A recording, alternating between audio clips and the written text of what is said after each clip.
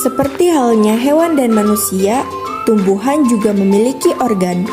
Organ pada tumbuhan merupakan kumpulan dari beberapa jaringan yang memiliki bentuk dan fungsi tertentu, membentuk akar, batang, dan daun. Jadi di video kali ini, kelompok 3 biologi kelas 11 MIPA 3 akan membahas jaringan pada organ tumbuhan.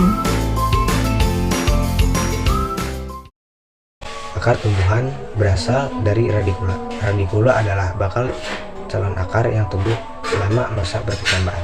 Pada tumbuhan dikotil, radikula tumbuh menjadi akar tangguh.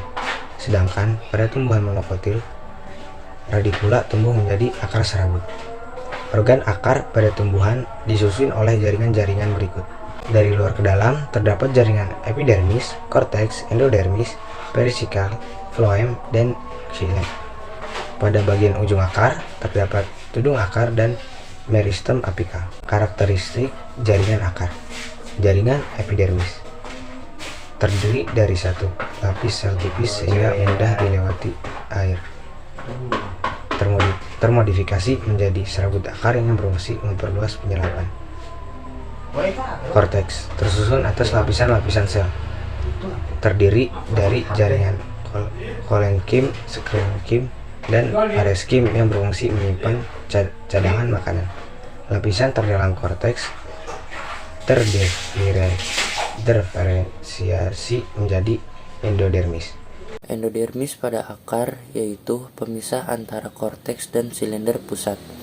Dinding sel endodermis mengalami penebalan gabus sehingga membentuk pita Kaspari. Sel endodermis yang tidak menebal disebut sel peresap sehingga memungkinkan masuknya air ke silinder pusat, stele atau silinder pusat. Lapisan terluar silinder pusat adalah perisikal, berfungsi membentuk cabang akar dan pertumbuhan sekunder.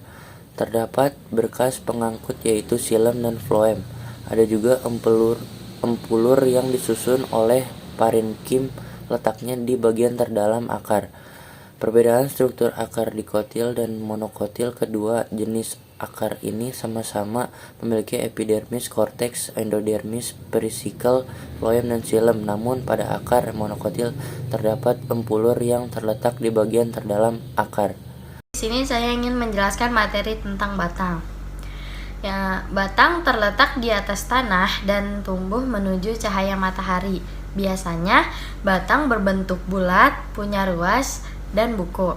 Batang tumbuhan disusun oleh jaringan berikut. Yang pertama, jaringan epidermis pada bagian terluar. Yang kedua, ada kolenkim dan parenkim yang menyusun korteks. Yang ketiga, ada kambium vaskuler. Yang keempat, ada floem. Yang kelima, ada xilem. Dan yang keenam, ada empelur pada bagian terluar batang. Secara umum, jaringan penyusun pada batang dapat dikelompokkan menjadi 3 bagian. Yang pertama, epidermis. Epidermis mengalami penebalan dengan memproduksi lapisan lilin yang disebut katikula. Epidermis dan katikula dapat melindungi tanaman dari kerusakan. Dan pada tumbuhan kayu yang sudah tua terdapat kambium gabus. Yang kedua, ada korteks. Terletak di bawah epidermis yang tersusun atas jaringan parenkim atau jaringan dasar. Pada batang monokotil, korteks hampir tidak bisa dibedakan dengan stele atau silinder pusat. Yang ketiga, ada stele. Stele terdiri dari perisikal yang bersifat meristematik. Yang kedua, ada sel parenkim. Yang ketiga, ada berkas pengangkut yaitu xilem dan floem. Perbedaan struktur batang monokotil dan dikotil. Keduanya sama-sama memiliki epidermis, korteks, dan berkas pengangkut. Pada batang dikotil terdapat kambium, perisikal, dan empelur. Sedangkan batang monokotil tidak memiliki jaringan tersebut. Organ tumbuhan selanjutnya adalah daun. Daun merupakan lembaran yang berwarna hijau karena mengandung klorofil. Daun melekat pada buku-buku batang. Daun lengkap terdiri dari pelepah daun, tangkai daun, dan helaian daun. Contohnya pada tumbuhan pisang. Daun disusun oleh jaringan-jaringan berikut: kutikula, epidermis atas, parenkim palisade dan parenkim spons yang membentuk mesofil, xilem dan floem sebagai berkas pengangkut, stomata, dan epidermis bawah. Inilah karakteristik jaringan penyusun daun. Epidermis. terdiri dari satu lapis sel yang mengalami penebalan dari kutikula dan lignin. Epidermis atas lebih tebal karena mengalami penebalan oleh kutikula yang berguna untuk mencegah penguapan. Berikutnya adalah mesofil, tersusun atas parenkim palisade dan parenkim spons yang berfungsi untuk fotosintesis.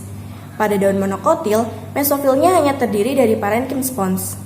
Stele, terdiri dari berkas pengangkut, xilem, dan phloem. Seperti inilah perbedaan struktur daun monokotil dan dikotil. Keduanya sama-sama memiliki kutikula, epidermis atas dan bawah, serta stomata.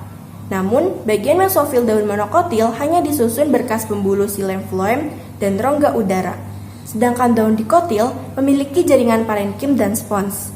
Daun dikotil juga dilengkapi jaringan xilem dan phloem. Berkas pembuluh pada daun monokotil diselimuti selubung sel parenkim dan dilapisi jaringan sklerenkim. Apa sih itu kultur jaringan?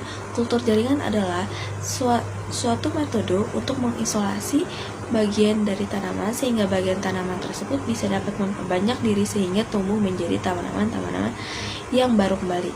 Nah, kultur jaringan mengadopsi teori potensi. Apa sih itu potensi? Nah, potensi adalah kemampuan suatu sel atau jaringan untuk tumbuh menjadi individu yang baru dan utuh.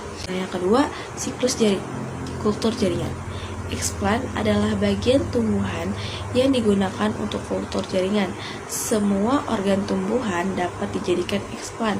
Yang terpenting, bagian yang digunakan mengandung banyak jaringan meristem. Pada contoh kali ini digunakan explant berupa wortel.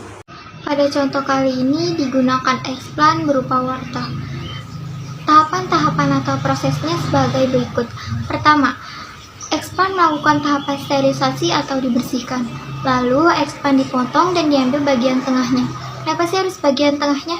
Karena bagian tengah adalah bagian yang paling bersih. Lalu potong bagian tengah menjadi bagian yang lebih kecil dan dimasukkan ke cawan Petri. Di atas potongan explant diberi media tumbuhan seperti agar-agar atau kentang yang sudah dihaluskan.